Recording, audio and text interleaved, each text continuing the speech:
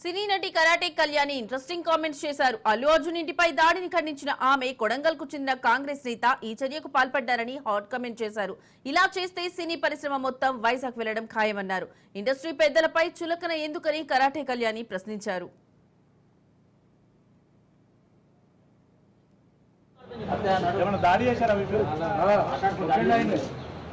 ఎంతమంది ఉన్నారు అప్పుడు అల్లు అర్జున్ ఎంతమంది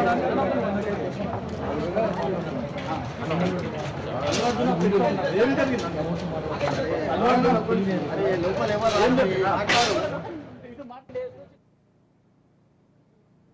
ఈరోజు ఏదైతే అల్లు అర్జున్ గారి ఇంటి పైన దాడి జరిగిందో చాలా హేయమైన చర్య.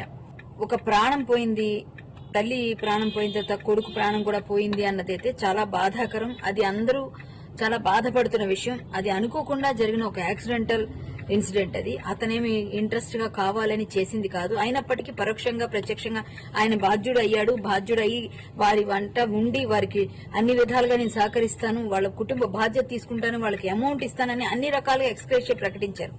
ఇప్పుడు కొడంగల్ జిల్లా యూత్ కాంగ్రెస్ అధ్యక్షుడు ఎవరైతే శ్రీనివాస్ రెడ్డి సంథింగ్ ఆయన ఎవరైతే ఉన్నాడో ఆ శ్రీనివాస్ అనే వ్యక్తి ఇంతమందిని స్టూడెంట్స్ అందరినీ కూడగట్టుకుని వెళ్లి ఇంటికెళ్లి ఫర్నిచర్ ధ్వంసం చేసి చాలా బీభత్సం చేసి వాళ్ళ భయభ్రాంతులు గురి చేసే విధంగా చేస్తే పోలీస్ వ్యవస్థ ఏం చేస్తుంది?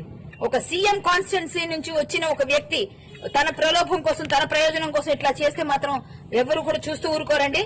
మేము ఖచ్చితంగా దీనికోసం అందరం కలిసి కట్టుగానే ఉంటాము.